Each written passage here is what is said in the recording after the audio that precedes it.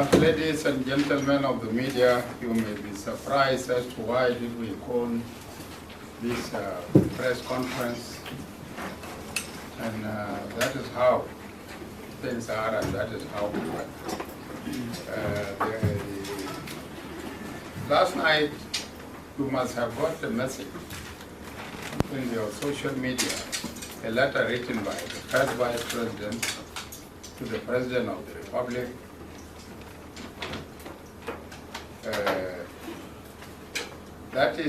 That letter was addressed to the President of the Republic and copied to about 16 persons. The objective of this letter is the objective of this press conference is this letter. Of course, you have seen the letter was written on the 27th, yesterday. After being written yesterday, it was delivered to the office of the President at 4:30 p.m. And you saw it in the social media at about 5 or 6 in the evening. Those of you who did not get it, you should have got it, because it is in the social media. So I did not bother myself to publish it for you again, but here it is available wherever it is. I decided to call this conference in order to clarify some of the issues connected with this letter.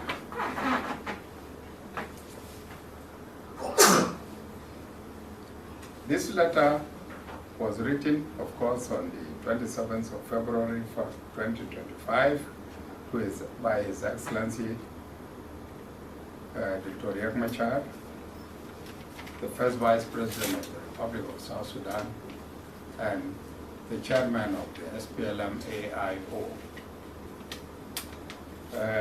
This letter was written to His Excellency the President of the Republic, General Salva Kiir Mayardit, and the subject was a request for a meeting to discuss the security situation in Upper Nile State, Western Equatoria State, and Western Bahr el-Ghazal states.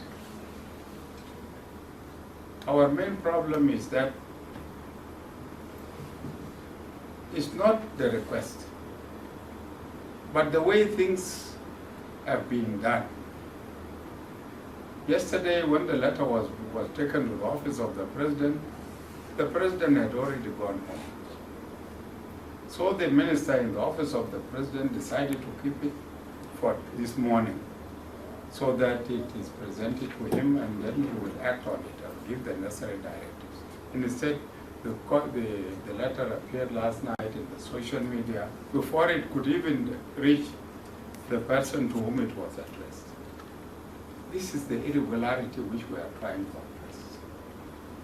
And the issues which have been also raised in that letter are issues which have nothing to do with the people who have been copied.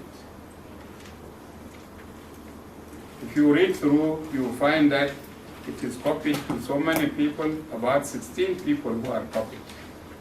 And none of them is a member, is a South Sudanese, but these are people of the region and the regional organizations. So this is the main problem. Ladies and gentlemen, the objective of this press conference is to clarify the public and media to the public and media houses the unfortunate unprocedural trend taken by the above quoted letter. The letter was written on the 27th February and delivered to the office of the President at 4:30 p.m. at the time when His Excellency had already gone home, so it was to be brought to his attention this morning. On the 27th February, the same evening, the above quoted letter appeared in the social media at a time when it had not yet reached the addressee, His Excellency President, and above all, what is this abnormality that justified publication in the social media against the ordinary established norms, correspondences, and requests for audience or meetings. Under the normal circumstances, when you request a meeting, you don't publish your request. And this is not the first time that request has been presented. So what is particular about this request being presented at this time and tabled and sent to the social media? This is the issue. In that letter, there are so many things that have been raised, and as it says, the letter says, to quote, "I'm prompted to raise these issues to the grantors so that they could intervene and suggest amicable solutions to break the deadlock in question." So the question is, where did the parties reach the deadlock, which is mentioned here? Meanwhile, they did not first sit and then disagree. It is after disagreement that you can talk of a deadlock. So it is after the deadlock that you can now talk of seeking solutions from the grantors. The letter was addressed to the president, was not addressed to the grantors, and he is seeking intervention of the grantors. And the issues which have been raised here have nothing to do with the grantors, because the grantors do come in after having reached a deadlock. But these people never sat down so that they reach a dialogue which will justify the intervention of the grantors. The issues raised are very clear. The issues of Western Equatoria, Northern,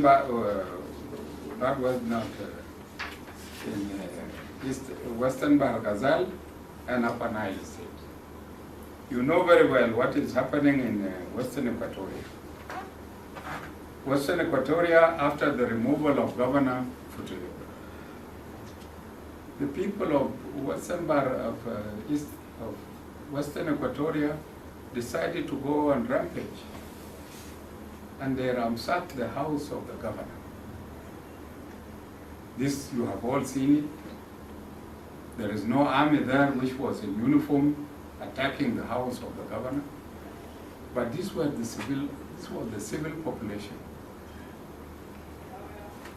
Now, there comes in a question as to why did President Salva decide to remove government Putin? He decided to remove him because he had been intransigent. Mabesma Kalam does not listen to the orders of the president, does not listen to the directives of the president. He acts at will. The people of Western Equatoria were fed up of him.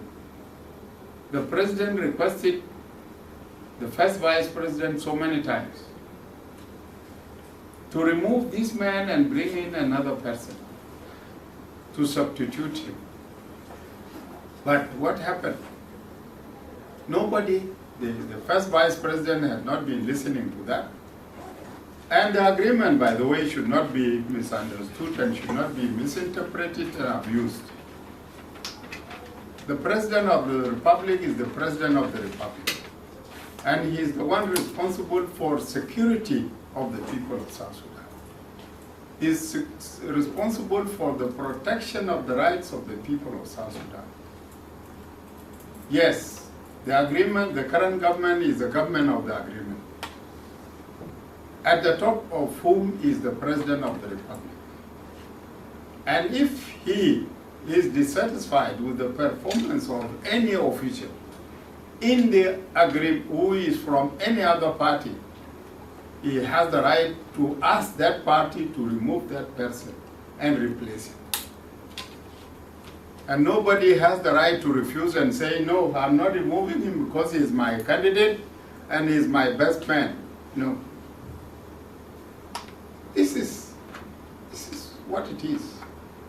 So when a party decides to to refuse not to change that person or remove him and nominate another person.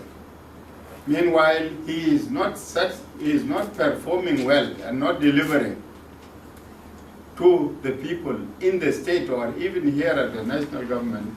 The president has the right to do that, because he is the one responsible for our security and for protection of our people and their properties.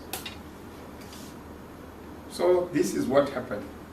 When the president requested the removal of Futuyo, it was resisted for long, and as such he decided to use his powers in accordance with the provisions of the Constitution and relieve Futuyo, and requested IO to nominate. According to this letter now, they have nominated. I don't know whether that nomination has gone to the office of the president or not, but according to this letter now, they have nominated the substitute for Futuyo. Now, when this happened, there was a mob in Western Equatoria. And people decided to go on rampage. The acting governor, who is the deputy governor, decided to protect the people, the family of the governor, and all the government employees. Protected them. And even the family of Futuyo, which is his wife and his children, they are now in the house of the deputy governor. Now IO here goes in to say all these people have been tortured, captured, tortured, and so forth. That is not the case, and that is not true. What happened in Western Equatoria is not the act of anybody. They are accusing the SPLM in government, which is not true, but it is the people. Even those who went there, some of them are IOs, those who were dissatisfied with the performance of Futuyo. They are citizens and they have the right to say their word. So this is what happened. And in addition to that,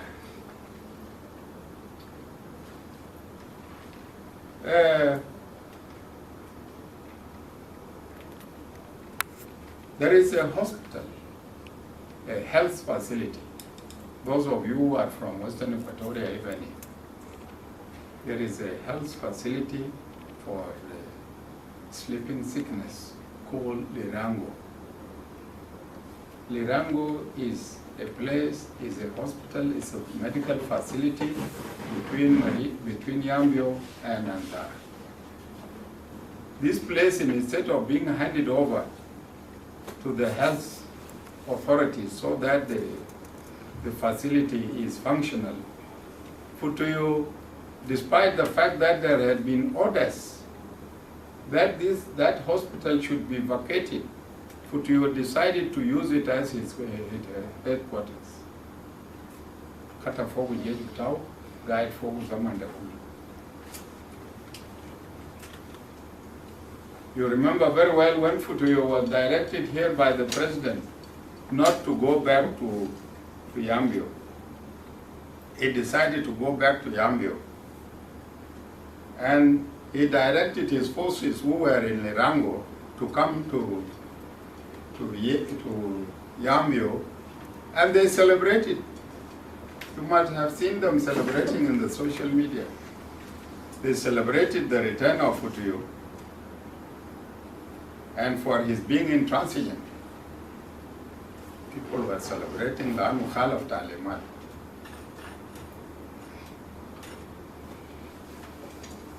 This Lirango hospital, when Futuyo was dislodged by the public from his place, it is said, it is reported here that they were attacked. Lakini atuwa attack and mabu kon fogo casualties. My jeshi yo jeshi, nyena kula ni jeshi. Some of you are not soldiers. But what we know is that whenever there is a confrontation, there must be casualties. And when Tamato the Hira folks are the tau, but get another you. Mazen Bukun game, Mulam. There are no casualties reported. And as such, Kalam al Kulukulu, well, this is something which was planned by the SPLM IG Ashan in order to dislodge the IO from Western Equatoria is not correct and is not in use.